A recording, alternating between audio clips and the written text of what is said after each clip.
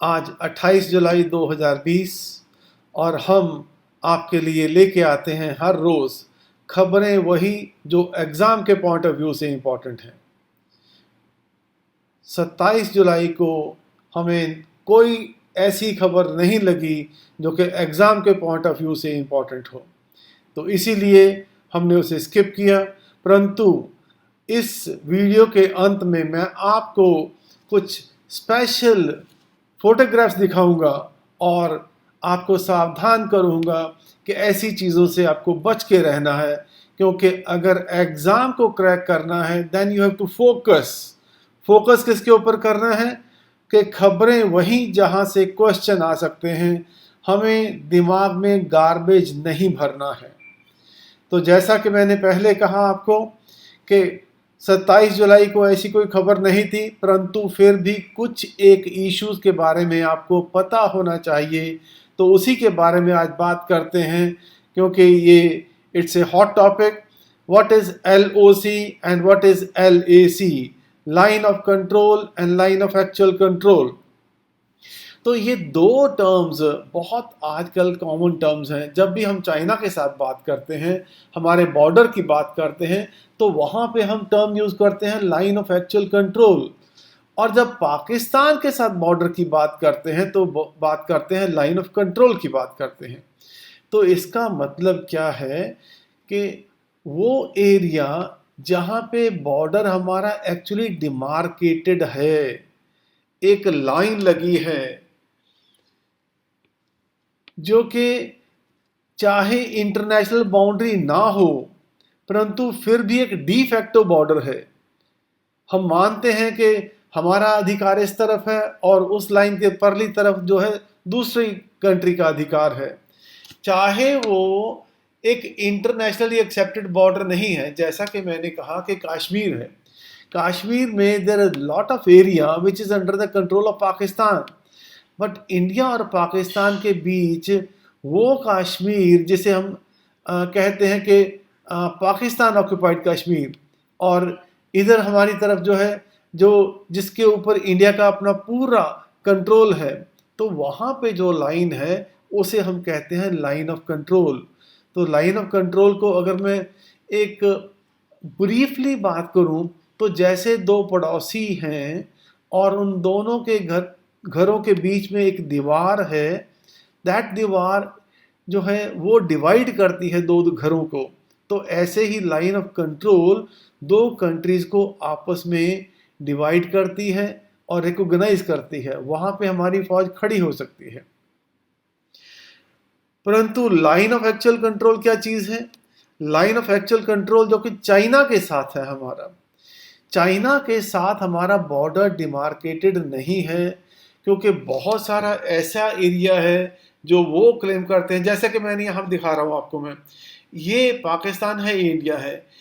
ये जो लाइन है दोनों देशों के बीच, जो कि इंडिया भी रिकॉग्नाइज करता है, पाकिस्तान भी रिकॉग्नाइज करता है कि ये इलाका पाकिस्तान का है, ये इलाका इंडिया के पास है और ये पाकिस्तान ने कंट्रोल कर रखा है, तो this is line of control.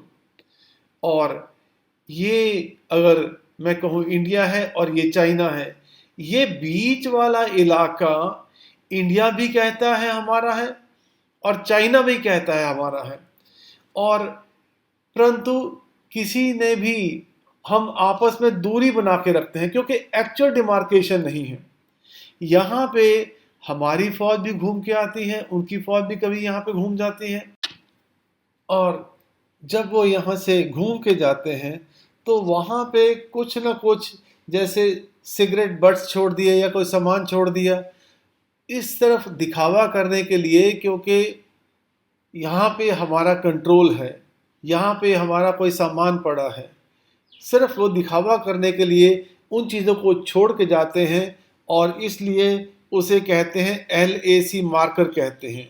उन्हें क्या कहते हैं? उन्हें LAC मार्कर कहा जाता है ना। ये जो एरिया है, area between these two points, तो ये जो एरिया है बिटवीन दीज टू पॉइंट्स, ये वाला जो एरिया है, ठीक है, तो यहाँ पे ये भारत की फौज इधर होगी, चाइना की फौज इधर होगी, ठीक है। ये area is a kind of no man land, ये जो एरिया है it's a kind of no man land. और हम यहाँ पे भारत की फौज जाती है ये चेक करने के लिए कि चाइना ने कब्जा तो नहीं कर लिया, चाइना की फौज ये चेक करने के लिए आती है कि उन्होंने कब्जा तो नहीं कर लिया। अगर अगर कहीं आमने सामने आ जाएं तो एक दूसरे को धक्का लगा के पीछे करने की कोशिश करते हैं, वहाँ पे गोलियां नहीं चलाई जाती, जैसा कि 93 के और 2006 के एग्रीमेंट में इस बात पे समझौता हुआ था कि कहीं झगड़ा ये बढ़ ना जाए। So that is the difference between LOC and LAC। रक्षा आपको LOC और LAC के बारे में बता रहा है। ये इंडिया की जो इंटरनेशनल बाउंड्री है, जो इंडिया ने अपने नक्शे में दिखा रखा है कि ये भारत का हिस्सा है, ये हमारे भारत का हिस्सा है सारे का सारा।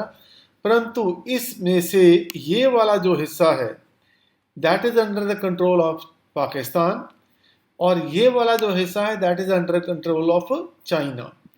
तो ये जो लाइन है, ये जो रेड वाली लाइन है यहाँ पे, it is known as LOC, that is the boundary between India and Pakistan, जो कि हमने आपस में एक्सेप्ट की हुई है। चाहे इंडिया क्लेम कर रहे हैं कि हमारा ये सारा एरिया हमारा है, और पाकिस्तान क्लेम करता है कि सारा कश्मीर हमारा है, बट हमारी फौज जो है इस तरफ खड़ी है और पाकिस्तान की फौज जो है वो इस लाइन के इस तरफ खड़ी है। और ये जो चाइना और इंडिया के बीच जो लाइन है दैट इज LAC। और यहाँ पे जैसा कि मैंने पहले आपको बताया कि दोनों फौजों के बीच बहुत सारा अंतर रहता है, ठीक है। अगर ये चाइना है और ये इंडिया है तो बहुत सारा area, this can go up to 50 से 100 किलोमीटर तक का एरिया बीच में हो सकता है, जहाँ पे कि कोई फौज नहीं होगी और फौजें उसके पीछे खड़ी रहती हैं। और वो जो एरिया है उस एरिया को दोनों कंट्रीज क्लेम करते हैं कि ये एरिया हमारा है। ये एक्साई चेन चाइना के पास कैसे गया, क्यों गया, कैसी कहानी थी, इसके बारे में फिर कभी बात करेंगे। अभी थोड़ा सा ये समझने की कोशिश करते हैं कि यहाँ पे फौज रखने का मतलब क्या है।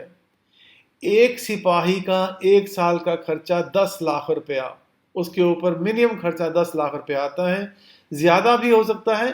This is the minimum amount जो कि वहाँ पे एक जो मेजर जनरल थे उन्होंने काम किया है, उन्होंने बताया है। और वहाँ पे एक ट्रक सामान ले जाने का जो खर्चा है श्रीनगर से ले तक जो है, यहाँ तक सामान ले जाने का जो खर्चा है, यहाँ से यहाँ जो सामान जाएगा श्रीनगर से ले तक, उस पर 1 लाख रुपए का खर्चा आता है, एक ट्रक का खर्चा। और एक ट्रक में कहते हैं कि 10 टन जो सामान जाएगा, वहाँ पे 10 टन सामान जाएगा, और वहाँ पे तकरीबन जो सामान जो चाहिए होता है वो 2 लाख टन सामान जो है वहाँ पे चाहिए होता है। दैट मीन्स कि हमें वहाँ पे बहुत सारी जो एक्सेसरीज हैं, बहुत सारा सामान वहाँ पे रखना पड़ेगा, क्योंकि वो लद्दाख तक पहुँचने के सिर्फ 2 ही रास्ते हैं, एक तो रोहतांग पास के थ्रू और एक जोजिला के, दैट इज़ थ्रू द, ये श्रीनगर से जाता है, ये हमारा इधर श्रीनगर से भी जाता है, और दिस ऑल्सो गोज थ्रू हमारा मनाली की तरफ से भी जाता है।